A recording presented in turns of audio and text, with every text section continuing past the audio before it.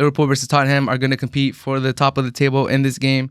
Both of them dropped points on matchday 12. Liverpool against Fulham, Tottenham against Crystal Palace. I was a little disappointed in the way Tottenham played after taking that 1-0 lead at Crystal Palace.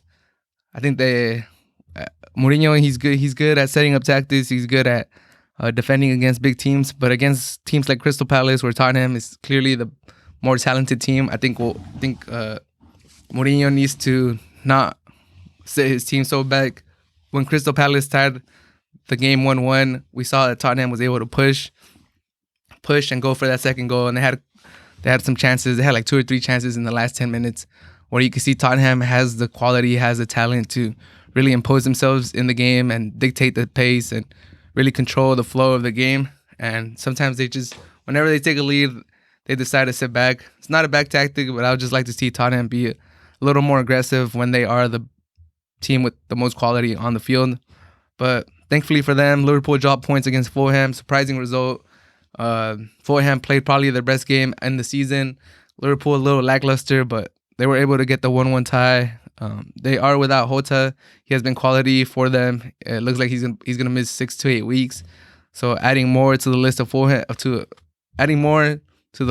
of Liverpool's injured player, and then Matip got hurt too. He's in doubt for their game for this clash against Tottenham in the middle of the week. We'll see if he's able to recover. Liverpool is thinking of starting Fabinho and Henderson as their pair of center backs. I think that would be that's wild. That's unheard of. 2 midfield players starting as your center backs. I don't know if you do that. I think you should go with like a youngster. You should definitely start a youngster, like a natural center back. I think it'll be dangerous to have 2 natural center midfielders play as your starting center backs. I do have a lot of respect for Henderson. I think he's a great player. So I don't doubt he'll have a solid game, but he's a natural center midfielder, so he might his regular gameplay might carry him a little forward. I know that sometimes happens with Fabinho, even though Fabinho's class. But I think this is going to be a great game. Liverpool against Tottenham at Anfield. Liverpool has not lost a game there in, I believe, 65 games. Will Tottenham have enough to beat Liverpool at home? I don't think so. I think it's going to be a draw. I think a lot of these big games this season have ended in draws. Kind of disappointing. Tottenham versus Chelsea, 0-0. Liverpool versus City ended 1-1. And then this last weekend, the Manchester Derby, City against United, 0-0. So a lot of these big games have ended in draws, in low-scoring games. So I think this game is going to end as a 1-1 tie. Liverpool won, Tottenham won. Liverpool's unbeaten streak at home in the Premier League continues.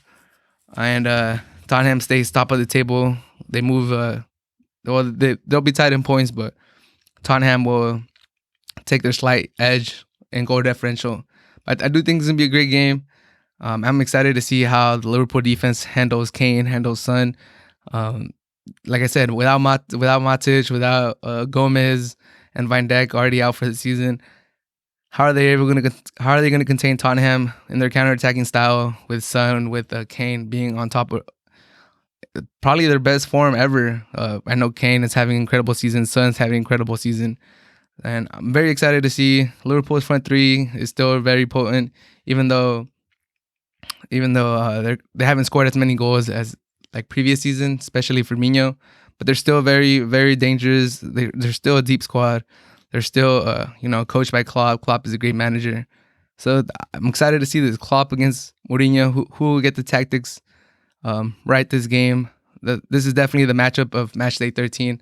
But I do have them tying 1-1 on Wednesday.